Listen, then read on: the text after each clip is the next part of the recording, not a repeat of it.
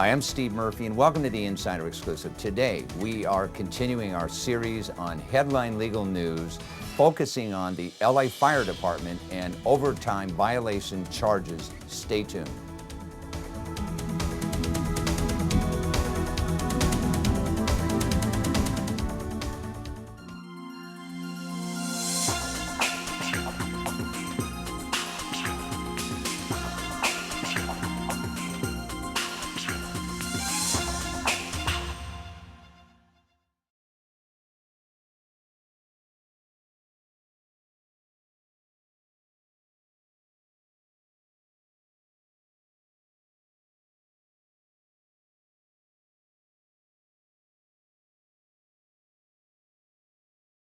I am very pleased today to have with us Genie Harrison. She's been on our shows before. She's with the law firm of Litt Estuar Harrison and Kitson, correct? That's right, yes. Big, long names. And you are probably the best-known lawyer with the fire department. Welcome to the show. Thank you very much for having me, Steve. Before we discuss the case that we're going to be talking about, and that is Jared Tomassi, Right.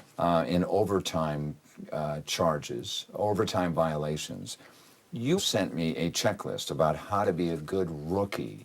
And I was reading through some of the things here, and as I read through them, I saw that basically the fire department wants you to do all these extra things as well as do your job and not pay you for the extra things that they're asking you to do on how to be a good rookie. Is that right? This is sort of one of the ways that's the beginning of the cycle of abuse in the fire department. This is one of the reasons why I wanted to target this case and trying to bring some systemic change.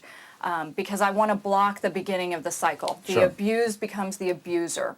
And what happens is when the rookies come in, they're told to come in far earlier than the normal time that everybody else comes in, and they have to do all this extra work. They have to stay afterwards. They have to come in on their days off and work. Really? Come in on yes, their days off? on their days off and they don't work. get paid? And they don't get paid for any of that extra time. So you're suing only on behalf of two individuals? Right now, Yes. I have two individuals signed up. Tomassi and King, right? Tomassi and King, but this is the kind of case where what happens is we give notice to all of the rookies in the past 3 years, and then they sign up also. From my understanding, there is a criteria of being paid for overtime. One of those criteria is 27 days. The magic numbers are 27 days or 204 hours. Explain that to our audience. Under federal law, the fire departments get to choose their own work period. Oftentimes a work period in a normal employment setting is 1 week, like Sunday to Sunday or Monday to Monday. 7 days straight. 7 days straight, right. So, and how many hours a day? well, the firefighters work 24-hour shifts, essentially, okay? And so the fire department is allowed to pick which work period they want to have, and the federal law sets the maximum number of regular pay hours that a firefighter can work in that work period. You're suing on behalf of these two rookies and any rookie that has been a rookie over the last couple of years? Last 3 years, but the key to this, Steve, is that all of these other rookies from the past 3 years have to sign a form where they're consenting to be a plaintiff in this case. That form is on my website, www.littlaw.com. The only people who will get paid are the people who sign the form. That's important to emphasize. It's very important to emphasize. Yeah. I just want to go over some of the checklists on how to be a good rookie. And I'm looking at some of these things. Bring donuts, make coffee. Are they the only guys that bring donuts or make coffee? Yes, they're required to do that. Kind of like a fraternity, you know? I mean, a pledge. I mean, It something is. like that. But unfortunately, I mean, I find this list to be just outrageous, and your viewers and our clients and potential rookie clients can all take a look at this on my website as well. Let's bring Jared in so he sounds can good. tell what it was like, you know, being a rookie and his follow the rule kind of mentality, which turns out to be pretty good. So we're going to bring him in right now. That sounds good. Okay? Okay.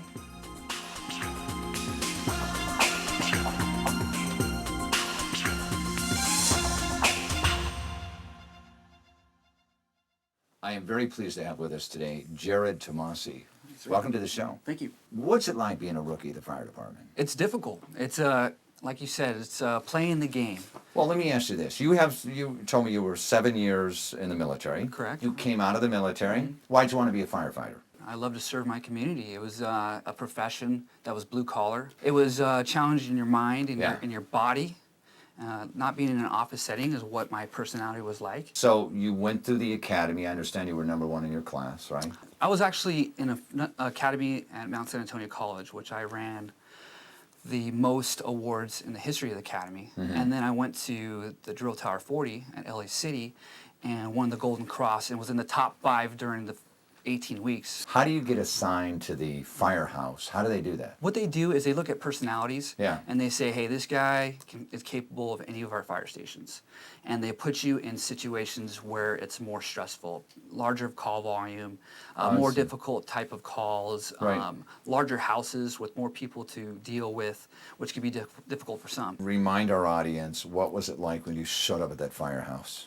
It's nerve-wracking because you're told you're going to be playing a game for a year. They kind of set you up and orientate you for the fire department houses. They say, look, this is what you're going to run into. They go over the good rookie shall information.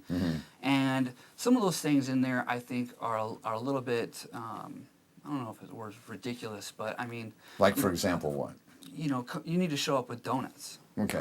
How about the one, you can't watch TV? I found that watch- kind of weird. It is weird because... What do you mean, you can't watch TV and the whole year you're there at the firehouse? Right. What happens if you're caught watching TV? I was actually caught And once. then what happened to you? I heard on the news... You get 20 lashes? I was yelled at. Oh, you yelled at. Yeah. Could you read a book? I could, but well, depending on what the book is. Were you allowed to read books? Not a book that you bought from Barnes and Nobles. Maybe like a, you know. Wait a minute. You couldn't read a book for your own pleasure. No. While you're on duty. You could study, but you'd be interrupted. How many people in that year what percentage get washed up or thrown out or quit or whatever? Well, we started with 50 in our drill tower, and 13 of them. 1,500. 50. 50. 50. How many make it to the end of the first year? Out of our class, I think 20-something. Let me ask you this. A person who is married or, whatever, has some personal issues like a phone. Are you allowed during those 24 hours No, to talk on the phone? not at all. This is I like had to sneak. prison. I hid behind my truck at night just to say, are you safe at home, to my fiance. How long were you a rookie? For a year. For the entire year? For a year. And at the very end, you put up with all this crap. And at the very end, they let you go. I was actually done with my last day. I was actually at home, and they served my wife. Served? What do you mean served? Gave her my termination letter. I understand that you had sent a number of anonymous letters about this overtime issue, starting when within the year? I was noticing people are complaining. Look, we're being held over for 2, 3, 4 hours, coming in 2, 3, 4 hours just to pour cups of coffee to people. Not focusing on what the major tasks are at hand. Yes. And I said, well, look, I have the willpower and I have the strength and courage to say, you know what, this isn't right because this is your minimum standard. You hold us accountable for not only our minimum standard, but above standards. So you started sending these anonymous letters to Human Relations Director. about 3 months into your rookie year. Correct. And then somehow they found out it was you. I slipped on the phone with my name and To whom? the Human Relations Director, who's Emily Williams. And she said, I kind of thought it might have been you. She was really pro-rookie. Yeah. And she said, I'll never tell anybody anything. But that didn't happen. I think that she did. So how soon after were you called into somebody's office and said, what are you doing? Well, I was actually called in for a different issue, not relating to this. But it was kind of funky because the issues that they brought up had never been proven. Give out your phone number so every firefighter in America can get it. This is probably going on in other fire departments, isn't Steve, it? it's 100% going on in other fire departments. The website is www.littlaw.com. And your phone number where people can get a hold of you. 213 Yes. 386 3114. Okay. I want to thank you both for coming on the show. Thank you. Yes, thank you so much, Steve. Thank Thanks, you, Steve. Jared. Good luck. Appreciate it.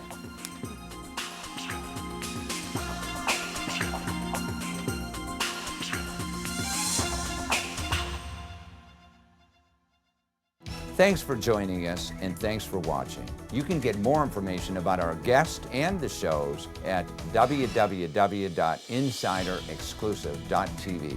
Thanks again.